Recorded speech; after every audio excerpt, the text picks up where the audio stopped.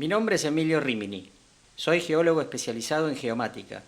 En septiembre de 2023, el Servicio Geológico Minero Argentino me encomendó realizar un trabajo de investigación en la localidad de Barker, en el partido de Benito Juárez, provincia de Buenos Aires.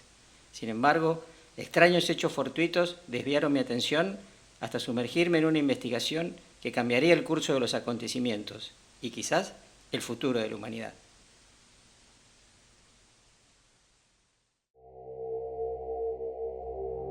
Las Tierras Raras, un podcast de horror cósmico. Temporada 3.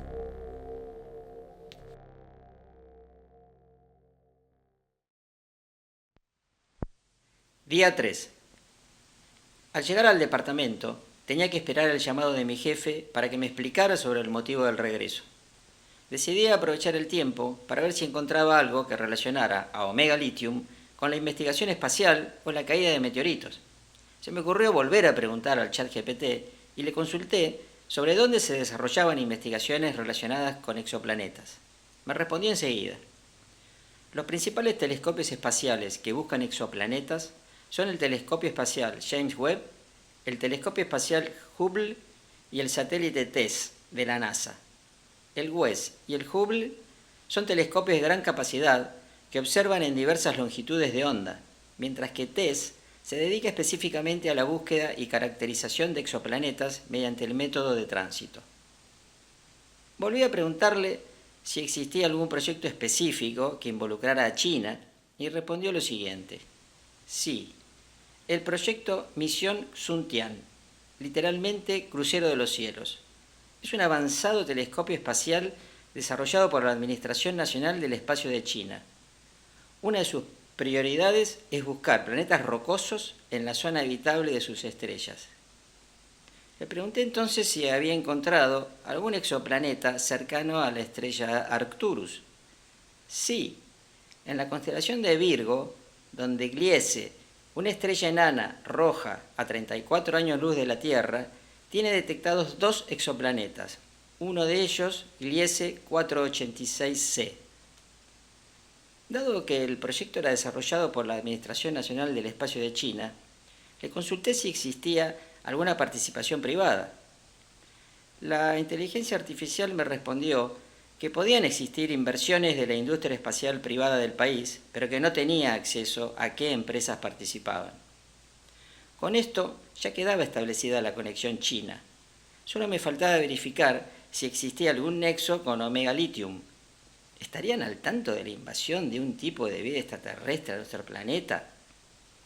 Aunque me sentía un poco ridículo pensando en una teoría conspirativa, no sería la primera vez que una investigación científica pusiera en riesgo a la humanidad. Ya habíamos tenido lamentables experiencias con la manipulación de virus que habían generado pandemias fuera de control. Lo que sí estaba claro es que, como mínimo, querían ocultar cualquier tipo de pruebas o información que pudiera revelar o hacer pública la situación. Y la repercusión que había tenido la difusión de las tierras raras seguramente no habría caído bien en ese sentido. Como seguía sin tener novedades de mi jefe, llamé al CEGEMAR para ver si de casualidad sabían de algún proyecto por el cual me pudieran haber convocado. Pero no tenían ninguna información sobre eso ni tampoco de mi jefe. No me quedaba otra que esperar alguna novedad. Mientras tanto, aproveché para llamar a la señorita Francis y ponerla al tanto de mi viaje y evaluar la relación que pudiera existir entre la empresa china Omega Lithium y el proyecto Xuntian. La hipótesis que nos planteábamos era la siguiente, que habían confirmado la desintegración del exoplaneta Gliese 486c y la llegada de una forma de vida dentro de los asteroides. Pero, ¿estarían conscientes del impacto que tenía la llegada de parásitos extraterrestres en la naturaleza y el ser humano? La señorita Francis me escuchaba, pero en realidad se mostraba más preocupada por otra cosa, y tenía que ver con la naturaleza de aquello que viajaba desde el cosmos. Sus temores remitían otra vez a los hechos sucedidos en 1882 en Nueva Inglaterra, en la granja de Nahum Gardner, cuando ese extraño color que cayó del cielo no solo había afectado a la flora y fauna, sino que también había provocado la locura y la desintegración física y mental de la familia Gardner. Según ella, No se trataba de la llegada de una simple forma de vida extraterrestre. Era algo mucho más perverso, una fuerza oscura y maligna. Me sugirió que leyera más sobre los mitos de Tulú, una cosmología de seres ancestrales y poderosos conocidos como los antiguos o primigenios. Me recomendó que leyera el libro La casa hiperbólica, de un autor de culto del círculo Lovecraft. Tuve que interrumpir mi conversación con la señorita Francis porque tenía una llamada perdida de mi jefe. Enseguida me llegaron varios mensajes que intentaban aclarar el tema de mi traslado. Emilio, tuve que sacarte de ahí porque el ambiente estaba muy heavy. El gobernador estaba como loco diciendo que estabas agitando a las comunidades indígenas. Y del lado de Omega Lithium se quejaron de que estuviste pidiendo datos de los empleados de la compañía. Estos tipos son muy pesados, Emilio. Acá hay muchos intereses en juego.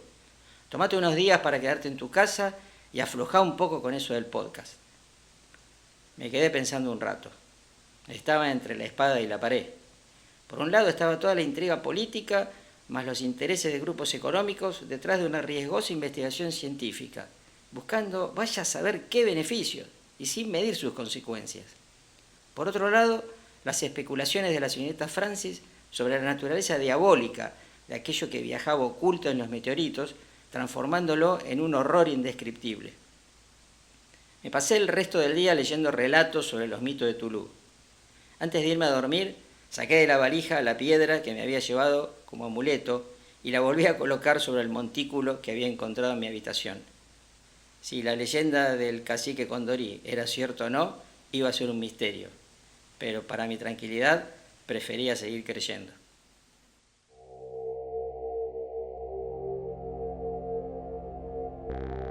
Las Tierras Raras, un podcast de horror cósmico.